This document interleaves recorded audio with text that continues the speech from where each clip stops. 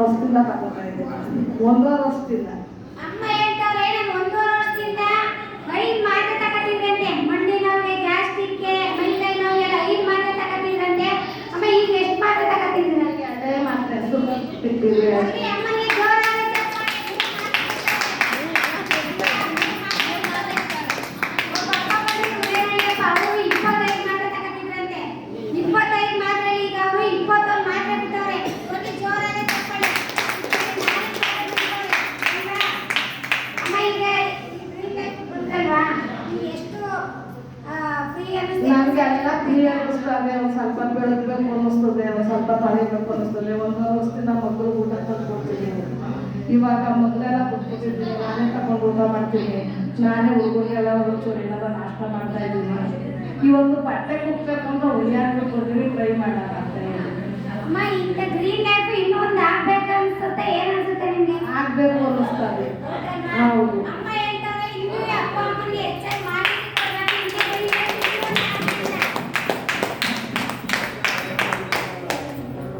ಅದೇ ಇವಾಗ ಇದೆಲ್ಲನೂ ನೀವು ಬಂದು ನಾಳೆ ಸೋಮವಾರ ಇದೆ, ನೀವೇನಿದ್ರು 7ರಿಂದ 8 ಗಂಟೆ ಒಳಗಡೆ ಸೇರ್ಕೊಂಡ್ರೆ ನಿಮಗೆಲ್ಲ ಸಿಗುತ್ತೆ. ಬಂದು ಮಾಡಿಸ್ಕೊಂಡು ಹೋಗಿ ಅಪ್ಪ ಅಮ್ಮಂದಿರ.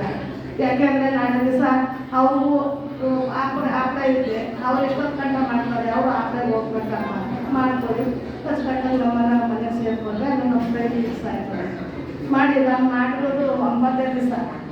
ನಾನು 2 ದಿನ ರಜೆ ಇವ್ರು ಬಂದಿದ್ದೆ, 2 ದಿವಸ ನನ್ನೊಂದು 1000 ದಿನ ಇತ್ತು ಮಾಡಿದ್ದೆ. 9 ದಿನಕ್ಕೆ 40 ಪೈಸದ ಭಾಗ ನನಗೆ ಕಡಿಮೆ ಆಗಿದೆ.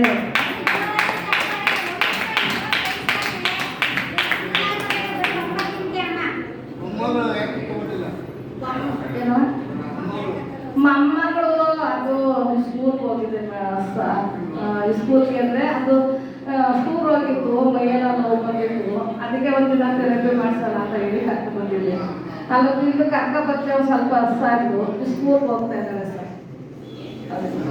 ಅಮ್ಮ ನೀವಂದ್ರೆ ನಮ್ಮ ಮನೆ ಹುಷಾರಿಲ್ಲ ಮೇಡಮ್ ಅವರೇ, ನೀವೇನಾರ ಆಫರ್ ಇದ್ದಾಗ ಹೇಳಿ ಅಂದ್ರಲ್ಲ, ಏನಕ್ಕೆ ನಿಮ್ಗೆ ಆಫರ್ ಇಲ್ಲ? ನನಗೆ ಮನೆಗೆ ಮ್ಯಾಟು, ನಮ್ಮ ಮನೇಲಿ ಮಕ್ಕಳಿಗೆ ಮತ್ತೆ ನಾವುಗಳು ಏನಾರು ಹುಷಾರಿಲ್ಲ ಅಂದರೆ ಹಾಕೊಳ್ಳೋಣ, ಇಲ್ಲ ಇದ್ದಲ್ಲೇ ಬೇಕಾದ್ರೆ ಇದ್ದು ಬರೋಣ, ಟೈಮ್ ಸಿಗ್ತಾರೆ ಮನೆಗೂ ಹಾಕೊಳ್ಳೋಣ ಅಂತ ಹೇಳಿ ನನಗೆ ಹಾಕೊಂಡಿದ್ದಾಗ ಹೇಳಿ ಅಂತ ಹೇಳ್ತೀನಿ.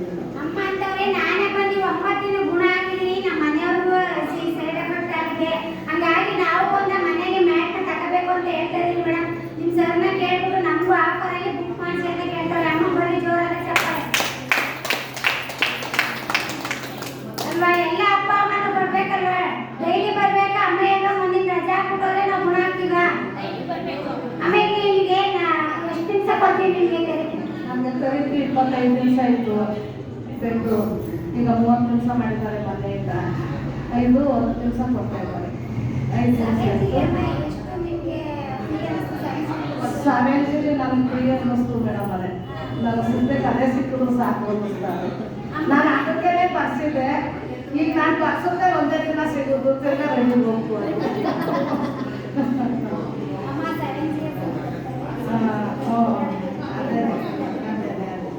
ಅದು ಅಂದರೆ ಜಾಸ್ತಿ ಮೈ ನೀರು ಕೆಟ್ಟ ನೀರೆಲ್ಲ ತರ್ತಾರೆ, ನಮಗೆ ಮೈ ಫ್ರೀ ಆಗ್ತದೆ, ಸ್ವಲ್ಪ ಕೆಲಸ ಮಾಡೋಣ ಅಂತ ಅನಿಸ್ತದೆ.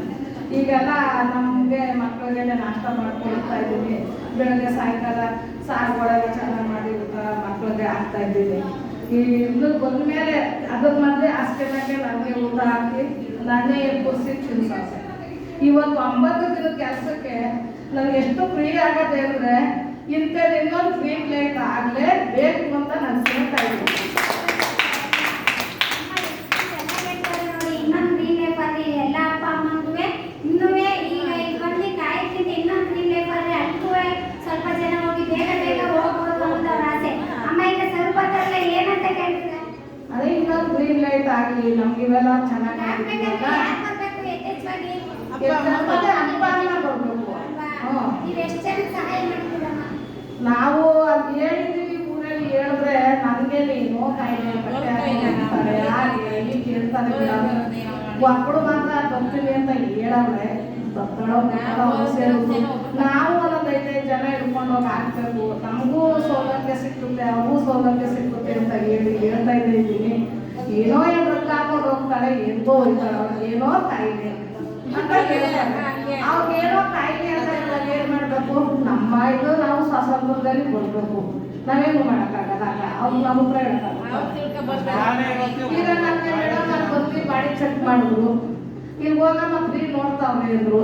ಸದ್ಯಕ್ಕೆ ಫ್ರೀ ಅಂತದ್ದು ನನಗೂ ಒಳ್ಳೆಯದಾಯ್ತು. ನನಗೂ ಕಾಸು ಖರ್ಚು ಮಾಡಿ ಸಾಕಾಗಿದೆ.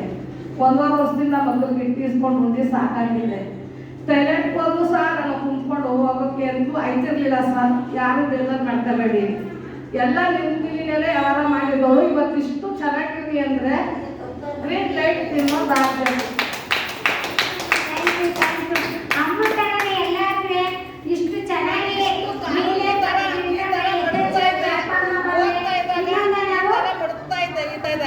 ನೋಡಿ ಸ್ವಚ್ಛವಾಗಿ ಇದ್ದೀನಿ.